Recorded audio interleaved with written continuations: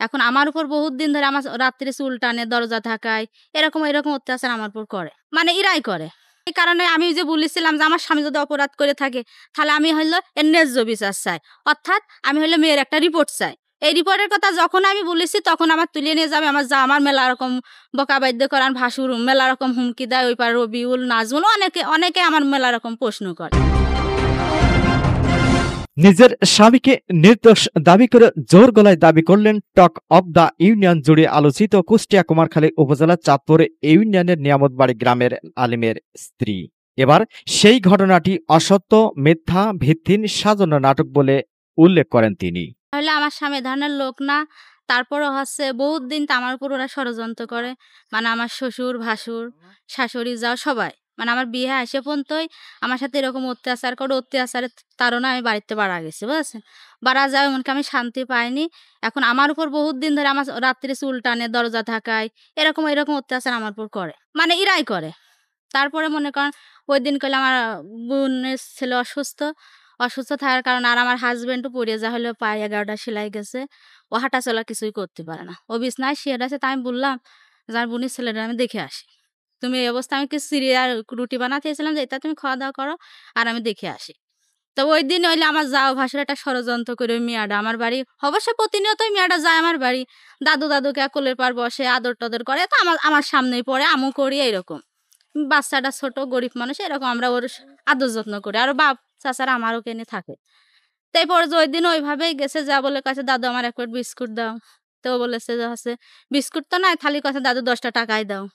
তখন বলে ১০টা টাকা দিলে মিয়া অনেক খুশি। আর বলে একটা চুমো দিয়েছে। চুমো দেওয়া আমার সামনের পাড়েও দেয়, এটা নিয়ে আমি কোনো মাইন্ড করি না।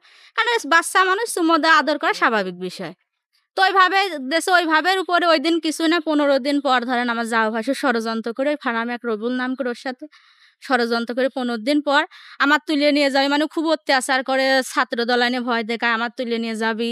মানে বিভিন্ন রকমের ভয়টায় আমাকে তুলে নিবে। এই কারণে আমি যে বলেছিলাম যে আমার স্বামী যদি অপরাধ করে থাকে, তাহলে আমি হইলো এর ন্যায্য বিচার চাই। অর্থাৎ আমি হইলো মেয়ের একটা রিপোর্ট চাই।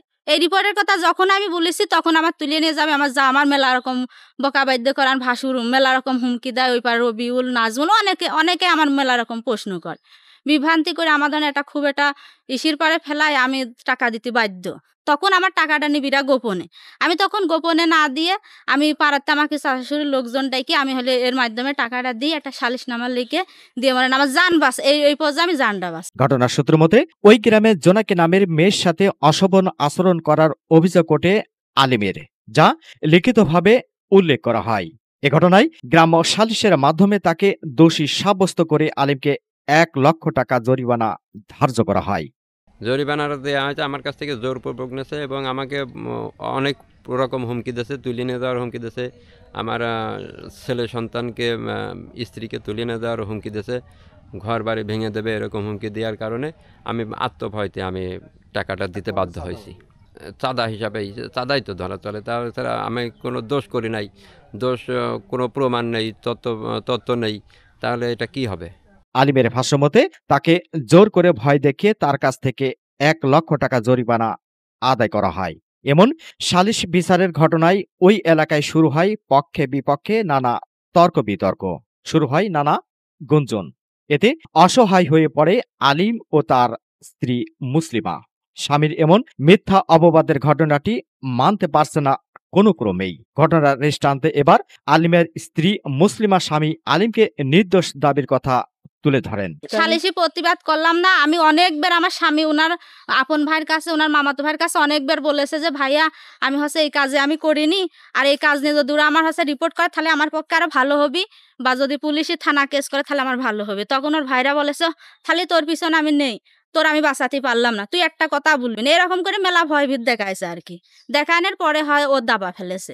দাবা ফেলা ধরেন আমি সারা জীবন এই ভয়ের পরে বাস করতেছি। আমার 2টো ছেলে আছে। এই কারণে আর পরে আরো কথাবার্তা কিছু বলি নাই, না বলে ধরে এইভাবে আছে। টাকাটা আমার দিয়ে দেওয়া হয়। আমি খুব কষ্ট করে টাকাটা দিছি। দেওয়ার পরে ধরেন এই পর্যায়ে আমার দোষী সাব্যস্ত করেছে। তবে আমার স্বামী নির্দোষ। পুরাটাই হলে এই নাটকটা সাজাইছে আমার জাও ভাসুর, অন্য কেউ না। এর সাথে পরে অন্য মেলা লোকই জড়িত হয়েছে আর কি। কারণ একটা মেয়ের বয়স যখনই 7-8 বছর হবে তখনই এখন করুক তখন ওই মেয়ের গায়ে প্রশ্ন থাকবে, উত্তর পাওয়া যাবে। কোনো লোকের মুখের কথায় কোনো কাজ হবে না। পরে আর আমি তারপর একটা কথা, আমি মেয়ের দাদির কাছে আমি যখনই জানাজানা হয়েছে গেছি, মেয়ের দাদি আমার কাছে কোনো কিছু শিকার যায়নি। তখন বলেছে, না আমার মেয়ে আমার নাতিনির তোর স্বামী কিছুই করেনি, এমনিতে আদর করে 10টা টাকা আছে, ওটা নিয়ে বিষয় না। এইভাবে আমি ওর বারবারই জিজ্ঞেস করেছি, দেখবো তুই ভালো কথা কর, তুই সত্যি কথা বল, হচ্ছে তাহলে আমার স্বামীর আমি বিচার করতে পারবো। তখন বারবারও বলেছে যে না, তোর স্বামী আমার মেয়ের গায়ে হাত দিনি বা খারাপ কোনো উদ্দেশ্যে কিছু করিনি। আমি জিজ্ঞেস করেছি, আমার এক চাচি শাশুড়ি জিজ্ঞেস করেছে, এমনি আমার কয়েকটা লোকও জিজ্ঞেস করেছে, তখনও আমার কাছে কোনো কথা শিকার যায়নি।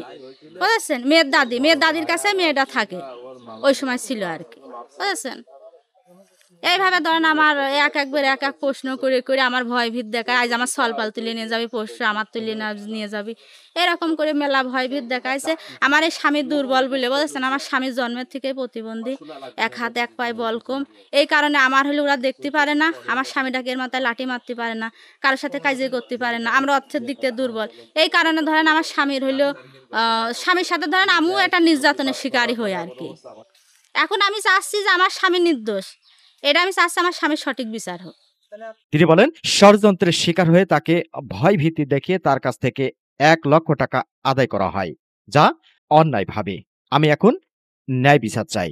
Mahmud Rafiq, RK news 24।